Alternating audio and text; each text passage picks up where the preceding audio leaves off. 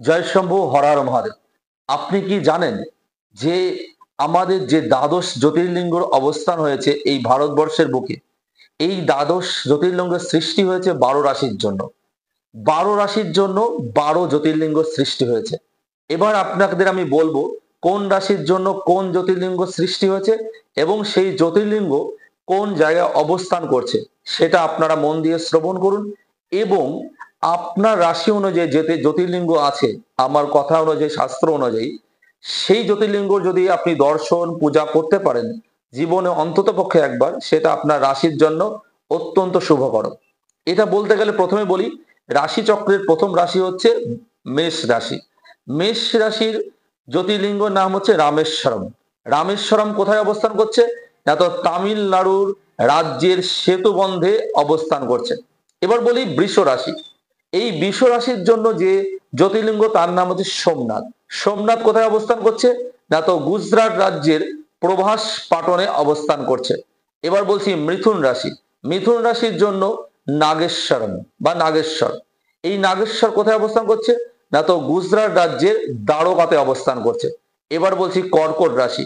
এই কর্কট রাশির জন্য জ্যোতির্লিঙ্গ নাম হচ্ছে ওঙ্কারেশ্বর। এই ওঙ্কারেশ্বর কোথায় অবস্থান করছে? না তো মধ্যপ্রদেশের নর্মদা নর্মদা নদীর তীরে অবস্থান করছে বা নর্মদা নদীর দ্বীপের উপরে অবস্থান করছে।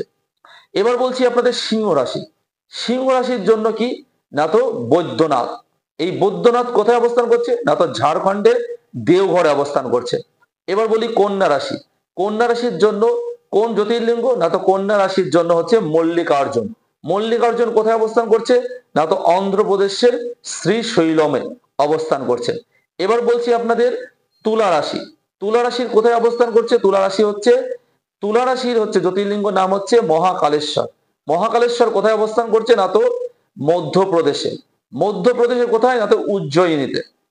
এবার বলি বৃশ্চিক রাশি। বৃশ্চিক রাশির যে জ্যোতির্লিঙ্গ তার নাম হচ্ছে ঘৃষ্ণেশ্বর বা গ্রীষ্ণেশ্বর।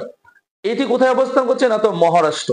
মহারাষ্ট্রে কোথায় অবস্থান করছে? না তো ঔরঙ্গাবাদ ইলোরাতে অবস্থান করছে। এবার বলি ধনু রাশি। ধনু রাশির জন্য কি? না তো কাশী বিশ্বনাথ। অত্যন্ত জনপ্রিয় জ্যোতির্লিঙ্গ, এটি উত্তরপ্রদেশের বারাণসীতে অবস্থান করছে। এবার বলি হচ্ছে মকর রাশি। মকর রাশির জন্য কোন জ্যোতির্লিঙ্গ? না তো ভীমশঙ্কর। এই ভীমশঙ্কর কোথায় অবস্থান করছে? না তো ভীমশঙ্কর মহারাষ্ট্রের পুনেতে অবস্থান করছে। এবার বলি কুম্ভ রাশি। কুম্ভ রাশির জন্য যে জ্যোতির্লিঙ্গ সেটার নাম হচ্ছে কেদারনাথ। কেদারনাথ কোথায় অবস্থান করছে? না তো উত্তরাখণ্ডের রুদ্রপ্রয়াগ অবস্থান করছে। এবার বলছি আপনাদের মীন রাশি। মীন রাশির যে জ্যোতির্লিঙ্গ তার নাম হচ্ছে ত্র্যম্বকেশ্বর বা অম্বেকেশ্বর। এটি কোথায় অবস্থান করছে? না তো এটি মহারাষ্ট্রের নাসিক অবস্থান করছে।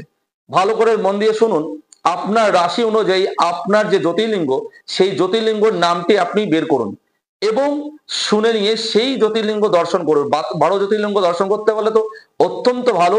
যদি না করতে পারেন অন্তত পক্ষে আপনার রাশি অনুযায়ী যে জ্যোতির্লিঙ্গের নাম হয়েছে সেই জ্যোতির্লিঙ্গের নাম এবং সেই অবস্থান আপনাদের সামনে তুলে ধরলাম। এই মতো দর্শন এবং পূজা করুন।